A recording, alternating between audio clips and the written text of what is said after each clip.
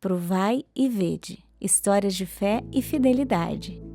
O propósito do voluntariado.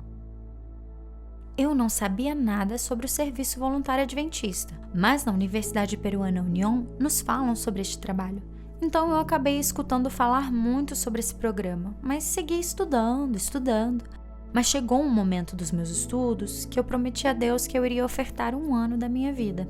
Então se passaram os anos, eu me graduei como professora de inglês, tudo estava normal, mas sempre tinha aquele chamado: vamos em missão, vamos em missão.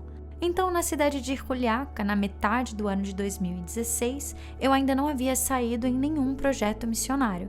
Mas então teve um programa I Will Go em Tarapoto e eu disse agora ou nunca. Eu fui em frente e me inscrevi. Eu era consciente de que não estava me comprometendo com o pastor, com a igreja, com uma pessoa em específico, mas sabia que meu compromisso era com Deus. Então decidi buscar por um país próximo. Neste momento eu não tinha muita ideia de qual era o processo para ingressar no serviço voluntário adventista. Então eu pensei que bastava alguém nos aprovar e que isso era tudo. Um certo dia, me recordo que era dia 28 de dezembro, recebi uma mensagem da divisão sul-americana me dizendo: parabéns, Brígida, você foi aceita para ser parte do serviço voluntário adventista. Eu pensei que com este texto, com essa mensagem, eu já estava aceita para ir para os Estados Unidos e ponto final.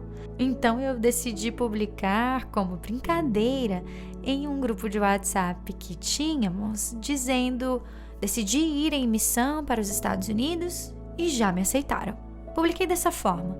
E o primeiro que me respondeu foi o diretor da universidade, dizendo parabéns. Quando eu vi essa mensagem do diretor, eu disse: agora não tem como voltar atrás, isso é algo sério. Eu estava esperando a resposta com a confirmação do voo e todos esses detalhes, e não me deram uma resposta em janeiro. Então o diretor decidiu contratar uma outra professora para me substituir. E os meses passavam e não me davam resposta, não davam resposta. Assim passou janeiro, fevereiro, março, abril, maio, e era muita angústia que eu sentia pensando: quando que eu vou? Quando que eu vou? Estávamos no final de maio e me chegou um e-mail da Conferência dos Estados Unidos e diziam: sentimos muito, mas uma outra pessoa foi selecionada. Eu fiquei tão mal, todos me perguntavam: quando você vai? E eu não tinha chamado, não tinha nada, estava sem rumo basicamente. Passou esse dia e no dia seguinte eu chamei o pastor Francesco Marquina e contei o que havia acontecido. Ele disse para não me preocupar porque íamos buscar outro chamado.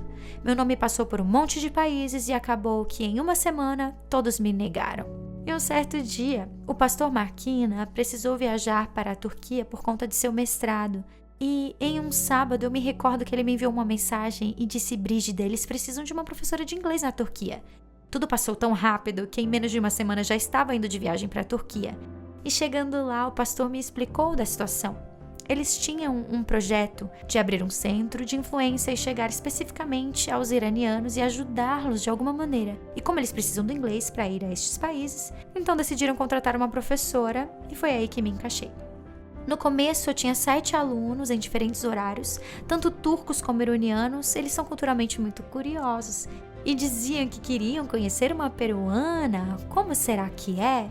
E então, no início, começaram a frequentar por curiosidade e a assistir às aulas. Minha função lá, a princípio, era dar aulas de inglês, mas ao mesmo tempo, como não havia igreja adventista na cidade onde eu estava, eles decidiram que pouco a pouco iríamos ter mais contatos e depois iríamos convidá-los para formar um pequeno grupo para começar. E eu acredito que foi o melhor momento em que Deus me utilizou. Não só para evangelizar a outros, mas também para mudar a minha vida. Deus está te chamando para viver uma vida de serviço e Ele também tem muitas bênçãos esperando por você.